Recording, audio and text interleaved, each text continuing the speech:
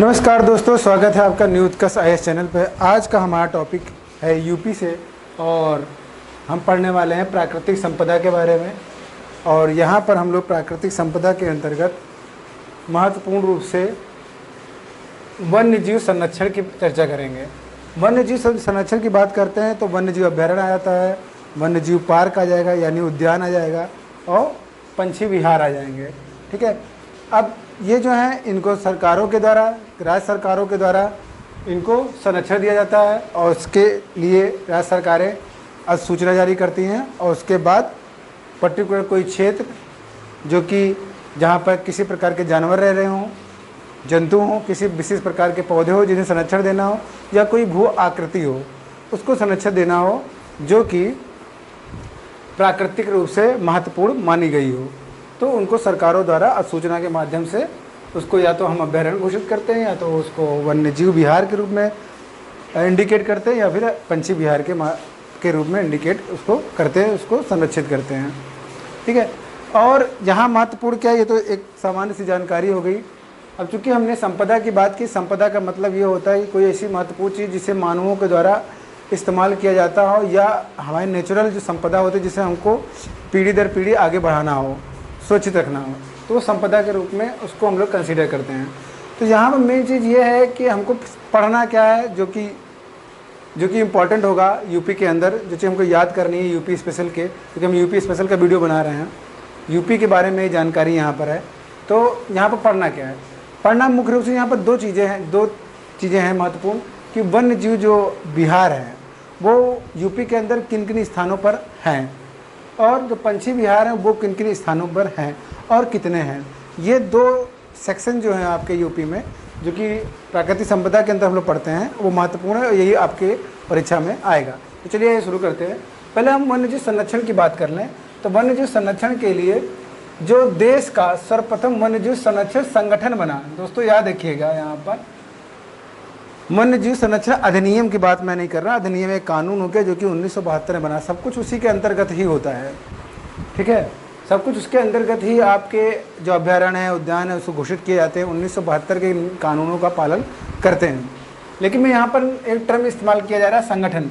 तो याद रखिएगा, कन्फ्यूज मत करिएगा, क्योंकि हम लोग सन याद जब करते हैं तो थोड़ा कन्फ्यूज हो जाते हैं। जब सिमिलर वर्ड्स आ जाते हैं तो वो चीज़ें कन्फ्यूज करती है। तो वन्यजीव संरक्षण संगठन की बात करें, देश का पहला जो संगठन बना था वन्यजीव संरक्षण के लिए, वो 1956 में बना था दोस्तों। और कहाँ बना था ये भी याद रखेंगे, तो यूपी के अंदर ही बना था। तो याद रखेंगे, यूपी के अंदर पहला वन्यजीव संरक्षण संगठन की स्थापना हुई थी। अब देखें तो यूपी के अंदर एक राष्ट्रीय उद्यान है दोस्तों, राष्ट्रीय उद्यान की बात कर रहे हैं, वन्य जीव उद्यान की बात नहीं कर, वन्य जीव उद्यान की बात नहीं की, या वन्यजीव विहार की बात नहीं कर रहे हैं हम। तो एक राष्ट्रीय उद्यान है जिसका नाम है दुधवा नेशनल पार्क, जो कि 1977 में बनाया गया था। ठीक है, और ये जो है लखीमपुर खीरी में है, यूपी के अंदर लखीमपुर खीरी देखें, सीतापुर के ऊपर आपको देखने को मिलेगा। लखीमपुर खीरी में एक वन्यजीव विहार भी है, उसको भी समझेंगे। तो यहाँ पर लखीमपुर बिल्कुल यहाँ पर पड़ेगा। फिर देखेंगे दूसरे नंबर जो प्राणी उद्यान कितने हैं यूपी के अंदर, दो हैं मुख्य रूप से, एक है कानपुर, एक लखनऊ, और एक अंडर कंस्ट्रक्शन है जिसे बोला गया शहीद अशफाक उल्लाह प्राणी उद्यान, जो कि गोरखपुर में। तो गोरखपुर में जब ये बन जाएगा तो आप क्या कहेंगे कि कितने प्राणी उद्यान हो गए? 3। तो यूपी के अंदर 3 प्राणी उद्यान हो जाएंगे। एक नाइट सफारी है, एक नाइट सफारी पार्क है जो कहाँ पर, ग्रेटर नोएडा में, और एक है लायन सफारी जो कि इटावा में है दोस्तों। मैनपुरी, इटावा, बिल्कुल फर्रुखाबाद से हम जब पश्चिम की तरफ बढ़ेंगे तो आपको मिल जाएगा यहाँ पर। तो क्या है यहाँ पर, क्या नाम है, इटावा के पास लायन सफारी, मतलब इटावा में स्थापित इसको बनाया गया लायन सफारी को। अब देख लेते हैं यूपी के अंदर कितने वन्य जीव विहार हैं। वन्य जीव विहार, तो याद रखें यूपी के अंदर वन्य जीव विहार की संख्या कितनी है दोस्तों? 12 है। 12 देखेंगे। चलिए आइए देखते हैं कहाँ कहाँ पर हैं। तो सबसे पहले देखें यहाँ पर चंबल वन्य जीव विहार। तो चंबल वन्य जीव विहार कहाँ हो सकता है? जैसा कि नाम है, तो चंबल का क्षेत्र, जहाँ चंबल का जहाँ विस्तार होगा, जहाँ चंबल आपकी नदी है, यमुना की सहायक नदी, जहाँ चंबल घाटी का जो क्षेत्र है पूरा ये, तो चंबल कहाँ होता है, इसका क्षेत्र कहाँ कहाँ है? अगर प्रदेश के रूप में देखेंगे तो राजस्थान में भी उसका विस्तार है, यूपी में भी विस्तार है और मध्य प्रदेश में भी विस्तार है, ठीक है। लेकिन ये जो चंबल वन्य जीव विहार है, जो कि हम यूपी की बात कर रहे हैं, तो यूपी में दो जिलों में है, एक है आगरा, एक है इटावा। तो आगरा इटावा देखेंगे यहाँ पर, इटावा, ठीक है दोस्तों। तो यहीं पर देखिए, मैंने बताया था आपको, यहाँ पर मैनपुरी है, और जैसे हम लोग इधर थोड़ा सा हल्का सा पूरब की तरफ आएंगे, बिल्कुल ये बिल्कुल बॉर्डर के पास ही आपको ये इटावा देखने को मिल जाएगा। तो आगरा इटावा दोनों सटे हुए हैं, ठीक है, दोनों सटे हुए ज़िले हैं। तो चंबल वन्यजीव विहार और नालिका अपर्दन हम लोग पढ़ते हैं दोस्तों, और नालिका अपर्दन आपको इटावा के पास ज़्यादा देखने को मिल जाता है, ठीक है। अब देखिए दूसरा देखते हैं, एक है महावीर स्वामी वन्यजीव विहार। तो महावीर स्वामी वन्यजीव विहार अगर है तो आपका है ललितपुर में, जो 12 वन्यजीव विहार है, सबसे छोटा वन्यजीव विहार। अगर पूछा जाए परीक्षा में आपसे कि सबसे छोटा वन्यजीव विहार कौन सा है, तो आपका आंसर होगा ललितपुर में है वो, और महावीर स्वामी वन्यजीव विहार है, ठीक है। अन्य देखें, रानीपुर वन्यजीव विहार, तो वो बांदा में है दोस्तों, ये है बांदा, ये है बांदा, यहाँ ऊपर यहाँ झांसी, ये बांदा, ये ललितपुर, ठीक है। ये देखिए, ये ललितपुर, ये झांसी, ये बांदा, ठीक। तो बांदा में है रानीपुर वन्यजीव विहार। अब क्वेश्चन, अब देखिए नेक्स्ट, कैमूर वन्यजीव विहार। अब कैमूर की पहाड़ी जान ही रहे हैं आप लोग, इसका विस्तार यूपी, अगर देखें तो मध्य प्रदेश में भी है, इसका विस्तार देखेंगे तो यूपी के निचला जो हिस्सा है आपका सोनभद्र के पास मिलेगा, मिर्ज़ापुर में मिलेगा, और बिहार में भी और झारखंड में भी मिलेगा कैमूर की पहाड़ियों। तो कैमूर वन्यजीव विहार वहीं पर होगा। तो मिर्ज़ापुर और सोनभद्र, मिर्ज़ापुर और सोनभद्र, तो मिर्ज़ापुर ये देखेंगे सबसे, ये देखिए यहाँ पर सोनभद्र सबसे नीचे, और इसके ऊपर जस्ट यहाँ पर बिल्कुल आपका मिर्ज़ापुर लग जाएगा, ठीक है, याद रखेंगे। फिर देखते हैं नेक्स्ट, कछवा वन्यजीव विहार। तो कछवा वन्यजीव विहार कहाँ पर दोस्तों? वाराणसी में, तो वाराणसी यहाँ पर है, ठीक है। फिर देखिए चंद्रप्रभा वन्यजीव विहार, ये कहाँ? चंदौली में। इंपॉर्टेंट क्यों है चंद्रप्रभा? वैसे भी इंपॉर्टेंट है कि आपको पता होना चाहिए प्लेस। दूसरा ये इंपॉर्टेंट इसलिए भी है, अगर आपसे पूछा जाए कि यूपी का प्रथम वन्यजीव विहार कौन सा है, तो आपका आंसर होगा चंद्रप्रभा, जो कि चंदौली में पड़ेगा। अब आते हैं नेक्स्ट देखें, सोहेलवा वन्यजीव विहार। तो सोहेलवा देखिए, याद रखेगा, एक है सोहागी, एक है सोहेलवा, दो नाम हैं, दोनों बड़ा कन्फ्यूजन, काफ़ी मिलता जुलता शब्द है। तो अगर सोहेलवा आएगा तो आप है बहराइच और गोंडा में, यह है बहराइच और ये है गोंडा, ठीक है। और अगर सोहागी आया, सोहागी वरवा वन्यजीव विहार, तो महाराजगंज में है, जो कि महाराजगंज यहाँ पर है, महाराजगंज में यहाँ पर, याद रखेंगे। फिर देखिए कतरनिया वन्यजीव विहार, जो कि बहराइच में है, आप पढ़ते रहते, बहुत इंपॉर्टेंट है, बहुत इंपॉर्टेंट है। फिर देखिए किशनपुर वन्यजीव विहार। तो किशनपुर में लखीमपुर, किशनपुर वन्यजीव विहार कहाँ पर है? लखीमपुर खीरी में, दुधवा नेशनल पार्क में, यहीं पर है। फिर याद करें पीलीभीत टाइगर रिजर्व, तो पीलीभीत में होगा, पीलीभीत यहाँ पर है, लखीमपुर खीरी के बगल में।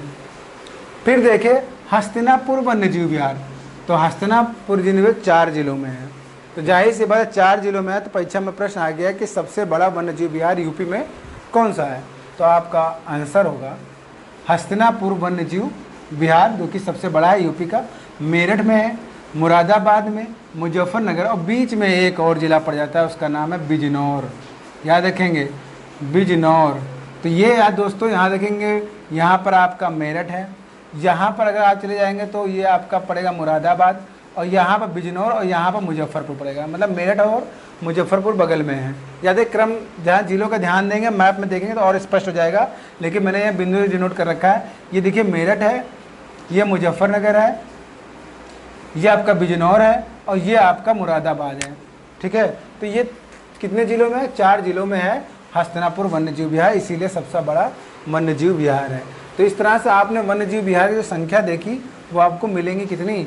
12। प्रथम याद रखेंगे, छोटा याद रखेंगे, और सबसे बड़ा। तो छोटा ललितपुर में महावीर स्वामी वन्यजीव विहार।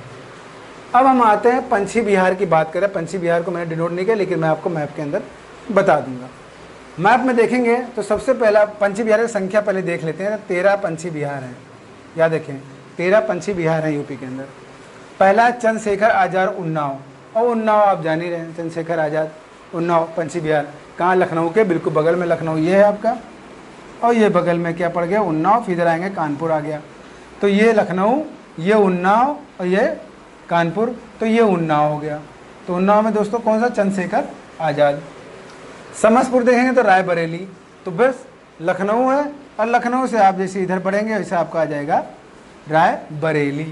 ठीक है, फिर आगे लाख बहोसी कन्नौज, और कन्नौज आपको कहाँ मिलेगा, फर्रुखाबाद के बगल में भी आपका कन्नौज यही मिल जाएगा आपको। फर्रुखाबाद से जब पूरब में जाएंगे वहाँ कन्नौज आपको देखने को मिलेगा, कन्नौज।